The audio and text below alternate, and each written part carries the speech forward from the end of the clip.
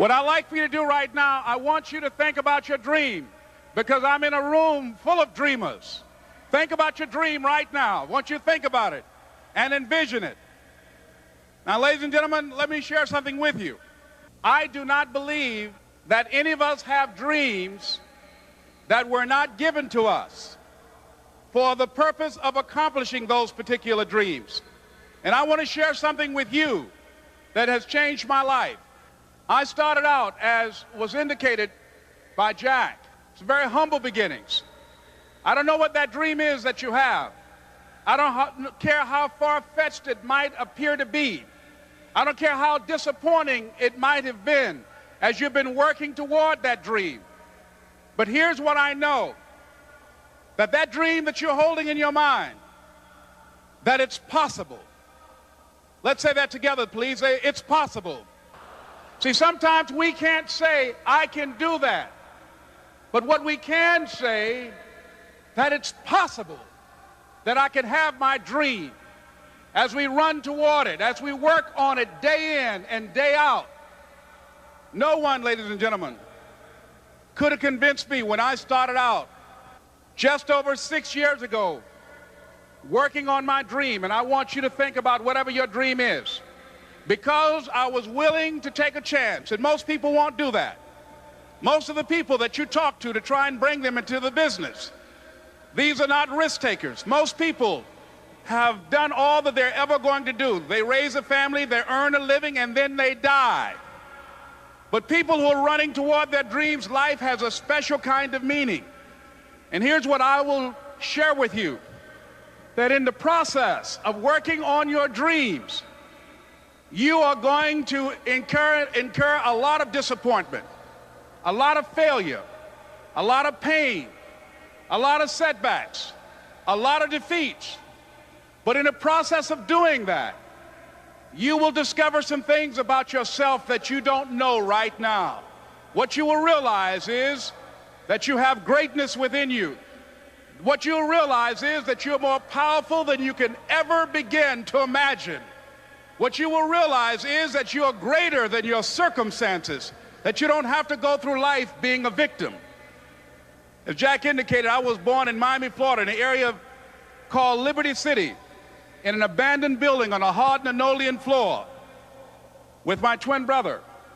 We were 6 weeks of age. We were adopted. When I was in 5th grade, I was identified as EMR, labeled educable, mentally retarded, put back from the 5th grade into the 4th grade, and stayed in that category until I got out of high school. I don't have any college training, but I met a high school teacher who one day changed my life. I was waiting on another student, and when he came in, he said to me, young man, go to the board and write what I'm about to tell you. And I said, I can't do that, sir. He said, why not? I said, I'm not one of your students. He said, it doesn't matter, follow my directions now. I said, I can't do that, sir. He said, why not? I said, because I'm educable, mentally retarded. And he came from behind his desk and he looked at me. He said, don't ever say that again. Someone's opinion of you does not have to become your reality.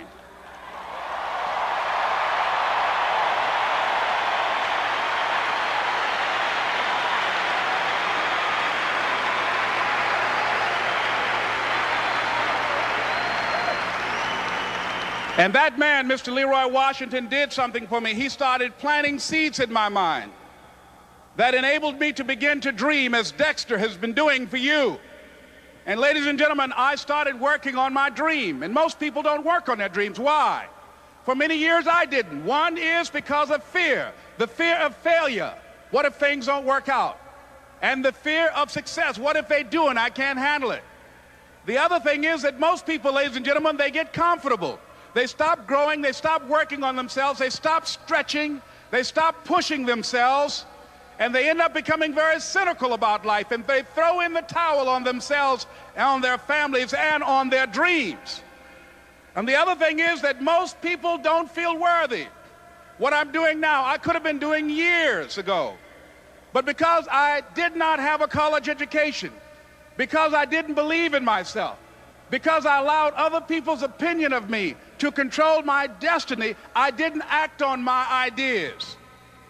So I applaud you for your dreaming, for your running toward your dream. I applaud you for believing in yourself, because that's what life is about, stretching and challenging, looking for ways that you can begin to improve yourself. And ladies and gentlemen, as a result of stretching out, of acting on my dream, and I don't know what that dream is for you, I can tell you that it's possible.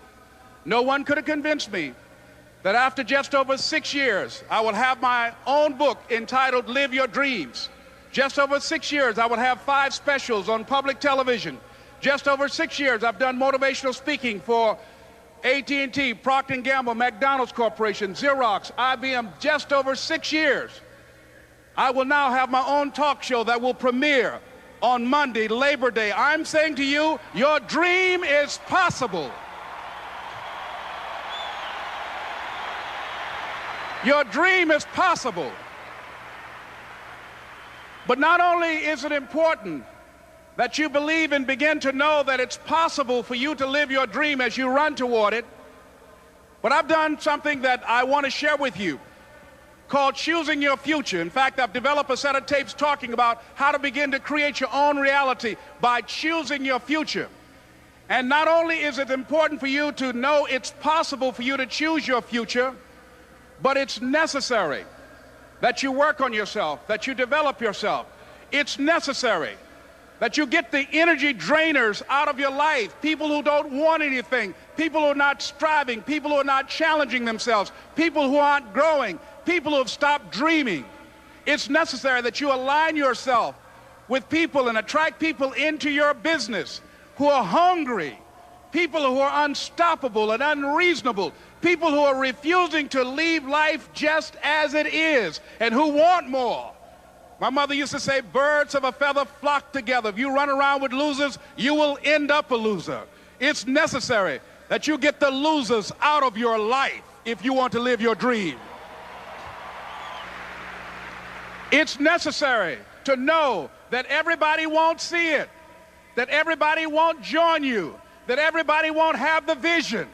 It's necessary to know that a lot of people like to complain, but they don't want to do anything about their situation, that you are an uncommon breed.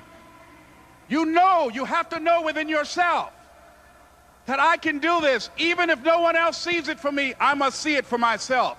That's necessary.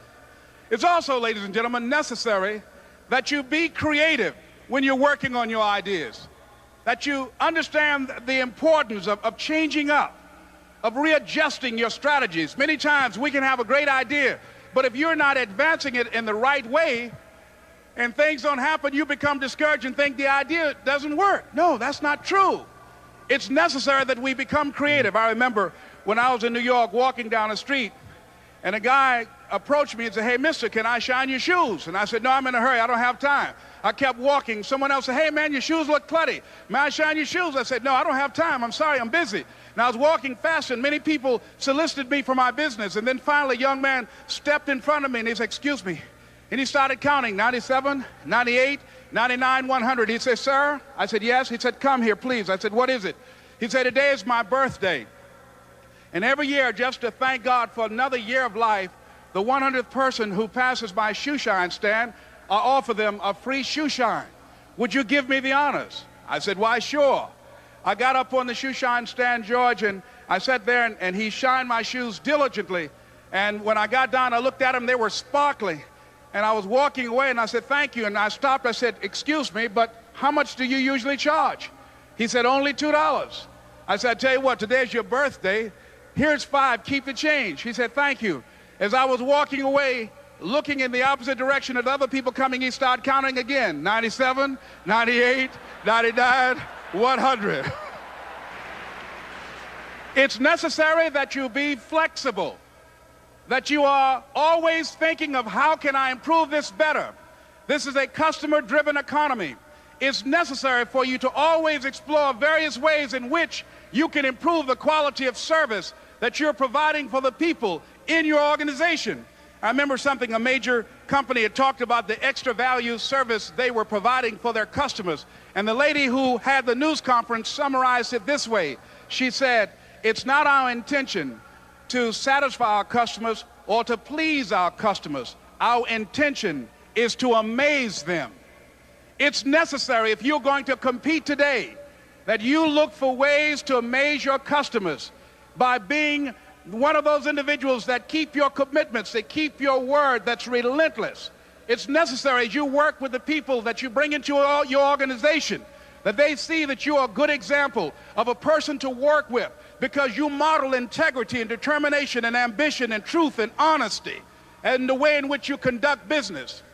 The next step is, that is you. That is you. That no one can do it for you but you. And even though you face disappointments, even though you will experience some setbacks, it goes with the territory. You must understand that. I remember I was playing a game with my 9-year-old son, John Leslie, and I beat him 10 straight games in a game called Connect Four. And finally, I said, John Leslie, I'm bored. I don't want to play you anymore. And I got up. I said, I'm ready to go to sleep now. And repeat after me, please. Let's say this together. It's not over until I win. John Leslie said, no, you can't go now, Dad. I said, why? He said, it's not over until I win. That was his attitude. We sat down and we played several other games. And finally, after the 11th game, John Leslie won, and he got up and he yawned. And he said, I'm ready to go to sleep now. And I'm saying to you, what if all of us took that attitude after we face a rejection and a no, or we have a meeting and no one shows up, or somebody say, you can count on me, and they don't come through? What if we have that kind of attitude? The car's repossessed. Nobody believes in you. You've lost again and again and again. The lights are cut off, but you're still looking at your dream, reviewing it every day, and say to yourself, it's not over until I win. Life will yield to you. Now here's the next step. Repeat after me, please. It's possible. I can live my dream. It's necessary. I work on myself. Surround myself with winners. Become creative. It's me. I've got to make it happen. It's not over until I win.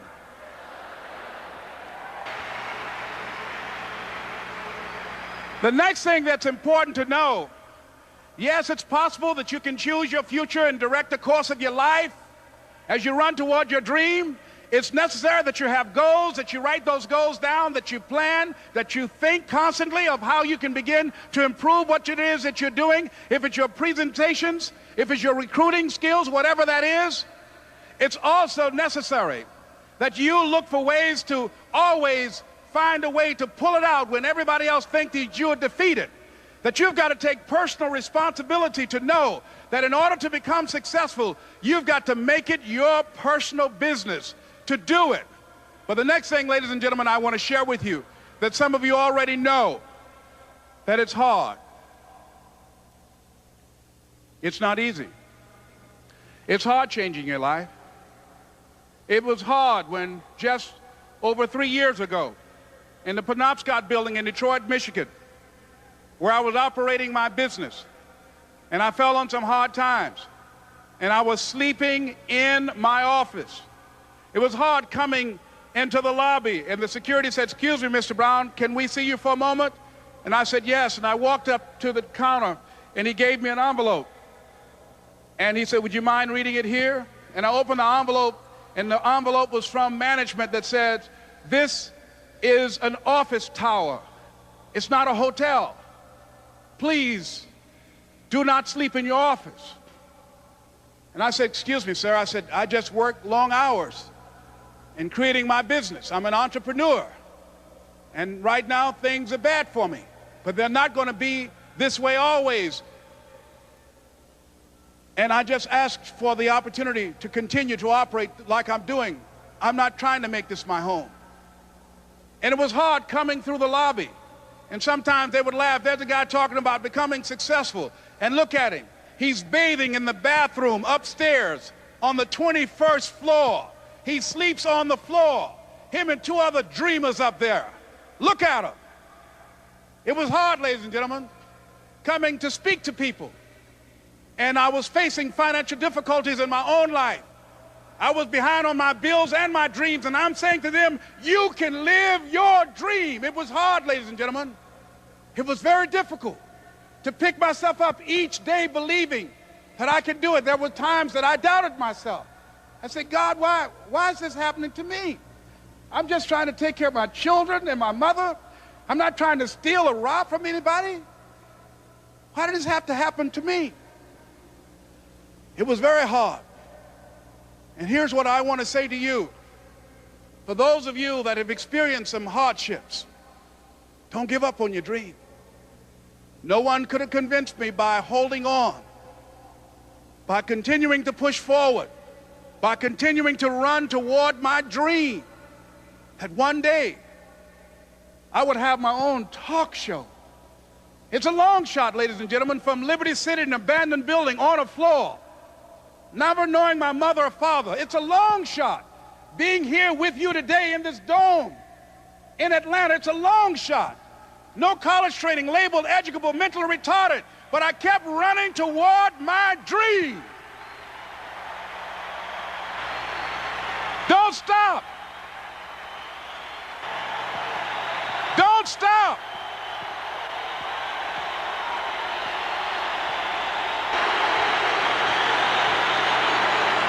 Don't stop running toward your dream. It's very important as you hold on to that dream. There are moments when you're going to doubt yourself. There are rough times are going to come, but they have not come to stay. They have come to pass. It's very important for you to know that. Don't say I'm having a bad day. Say I'm having a character building day. It's very important for you to believe that you are the one to make this happen. I remember this high school teacher, Mr. Leroy Washington, at the end of school one June, it was just a few days before we were supposed to leave, and I just got my report card, and it indicated that I'd failed history, and I'd failed English, and I would have to go to summer school. And I was feeling within myself that I was a failure, that I'm slower than most people in getting paperwork, and I was feeling down on myself and very negative. And Mr. Washington was giving a speech to the graduating seniors, and I was in 11th grade. And even though I wasn't supposed to be in there, I went in there because the speech he was giving, that speech was for me. And as he talked, my heart began to beat fast. Tears began to run down my eyes, and I was in the back just listening to him because he said, and he was a very dramatic man. I still talk to him to this day. He said, as graduating seniors of Booker T. Washington High School, I want you to know that you're blessed and highly favored, and that as you go toward the future, begin to know that you have greatness within you. And if just one of you here begin to envision yourselves as being blessed and highly favored to reach your goals, if just one of you capture the essence of what that means, that you have greatness within you and a responsibility to manifest that greatness, that you can make your parents proud, you can make your school proud, you can touch millions of people's lives, and the world will never be the same again because you came this way. And the students gave him a rousing standing ovation. And as he left the auditorium, I ran down the steps and I caught him in the parking lot. I said, Mr. Washington? He said, yes. I said, do you remember me, sir? He said, no. I said, my name is Leslie Brown. My mother, she works in the cafeteria here. I'm one of the twins, Leslie and Wesley. I said, Mr. Washington, but you know, I got these big dreams. I like talking to people. I love people. I said, I want to work with people, and I got this dream of buying my mama a home. Could I do that, Mr. Washington? He said, it's possible, Mr. Brown. And as he walked away, I called him again. I said, Mr. Washington? He said, what do you want now? I said, I'm the one, sir. I said, I'm the one. You remember me, sir. I'm Miss Mamie Brown's boy. I'm the one. I'm the one.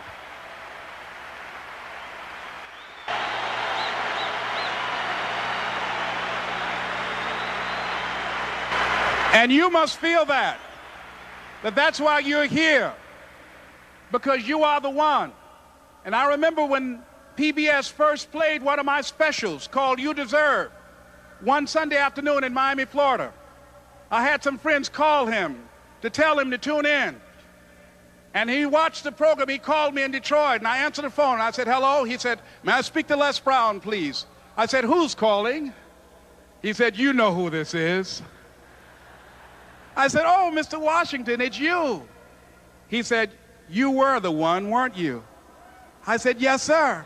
He said, and you were so crazy. I said, I know, but I'm rich now.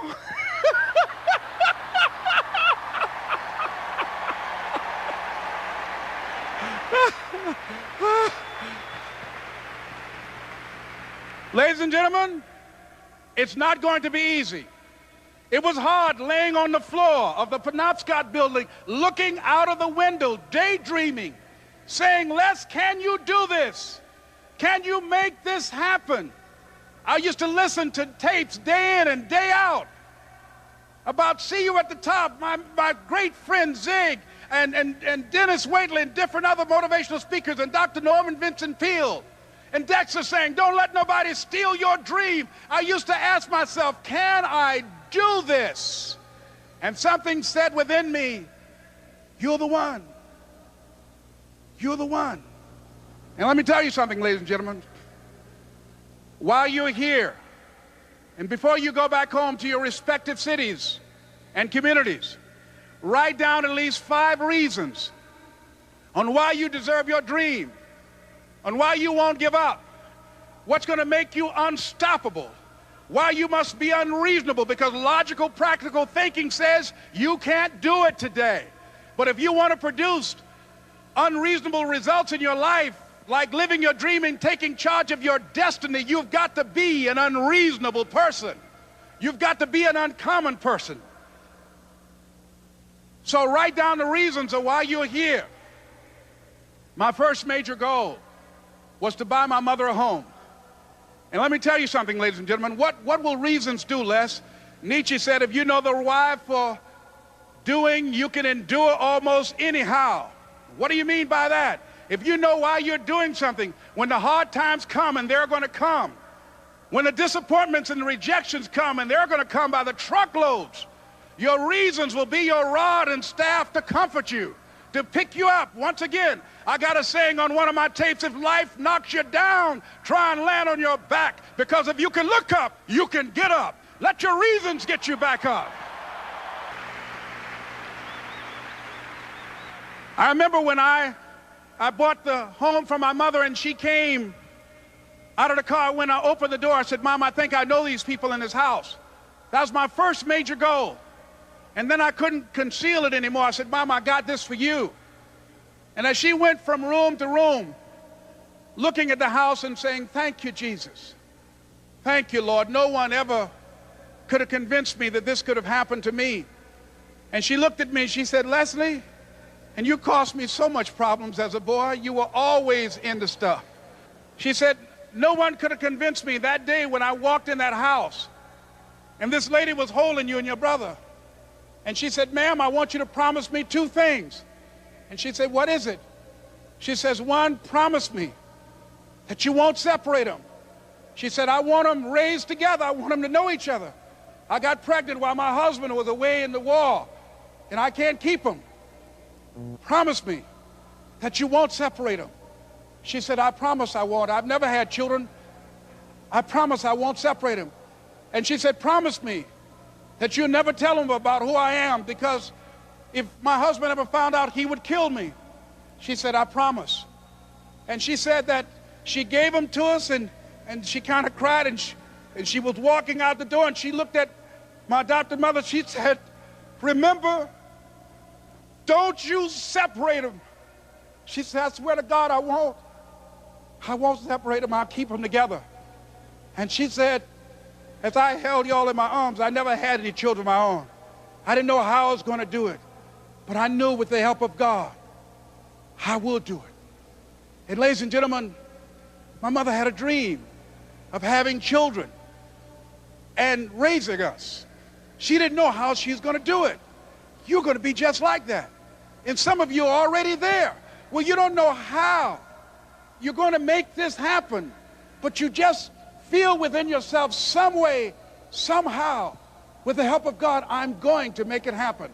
Repeat after me, please. No matter how bad it is or how bad it gets, I'm going to make it. I'm going to make it.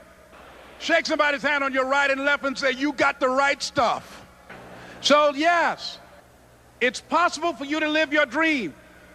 It's necessary that you associate with winners, that you work your system, that you are relentless, that you never give up.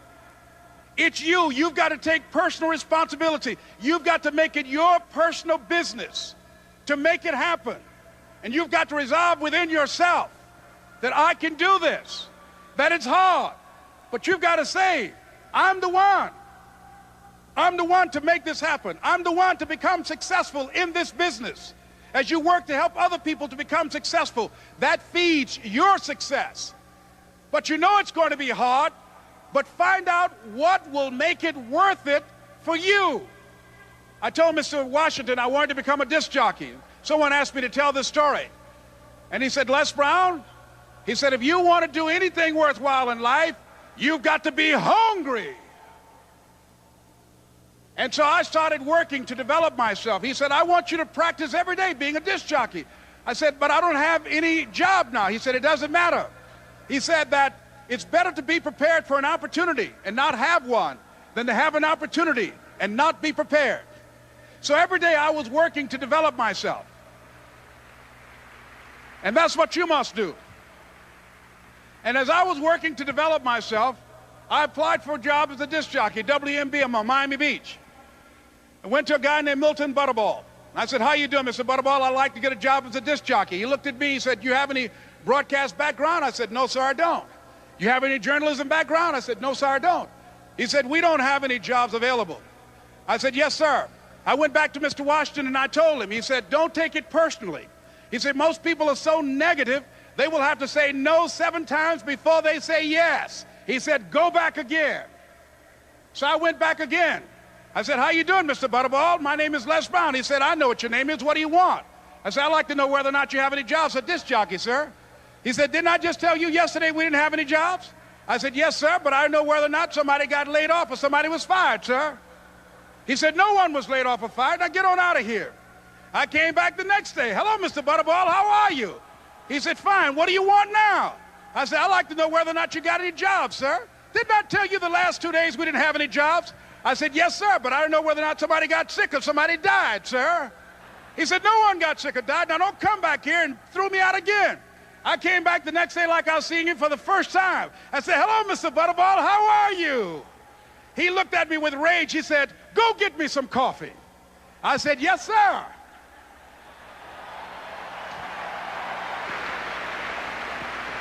And I went to get him some coffee. After a while, I would give their lunch and dinner, and I would go in the control rooms and take the disc jockeys their food, and I would not leave until they would ask me to leave. Then they started trusting me to pick up entertainers that came to town. Entertainers like the Four Tops and the Temptations and Diana Ross and the Supremes. I would drive them all over Miami Beach in the disc jockeys' big long Cadillacs. I didn't have any driver's license, but I was driving like I had some. And one day, one Saturday afternoon, while I was at the radio station, a guy named Rock was drinking while he was on the air. I was the only one there, looking at him through the control room windows, walking back and forth, young, ready, and hungry. I was saying, drink, Rock, drink. Drink, Rock. I'd have gone to get him some more if he'd asked me to. Pretty soon the phone rang, and it was the general manager. And I answered the phone. I said, hello? He said, Les, this is Mr. Klein. I said, I know. He said, Rock can't finish his program. I said, I know. He said, would you call one of the other DJs in? I said, yes, sir.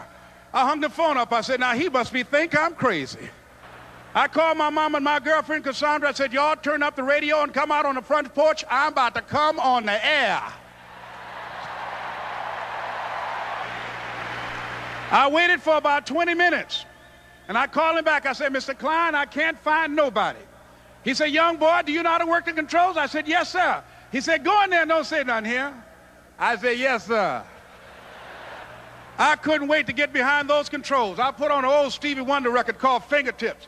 I sat down behind that turntable. I said, look out, this is me, LB Triple P, Les Brown, your platter playing papa. There were none before me and there will be none after me. Therefore, that makes me the one and only, young and single and love to mingle, certified, bona fide, indubitably qualified to bring you satisfaction, a whole lot of action. Look out, baby, I'm your love man. I was hungry. I was hungry. You got to be hungry. You got to be hungry. So, ladies and gentlemen, if you want to make your dream become reality, the people that are running at their dreams know that it's possible that you can live your dream, that it's necessary, that you're relentless, that you have a plan of action, that you are creative. The people that are living their dream are finding winners to attach themselves to. The people that are living their dreams are the people that know that if it's going to happen, it's up to them. And they're resolving within themselves, it's not over until I win. The people that are running after their dream know they're going to have hard times. They keep on running because they're saying within themselves, I'm the one, no matter how bad it is or how bad it gets, I'm going to make it. The people that are running after their dreams are the people that are hungry. Shake somebody's hand on your right and left and say, you got to be hungry.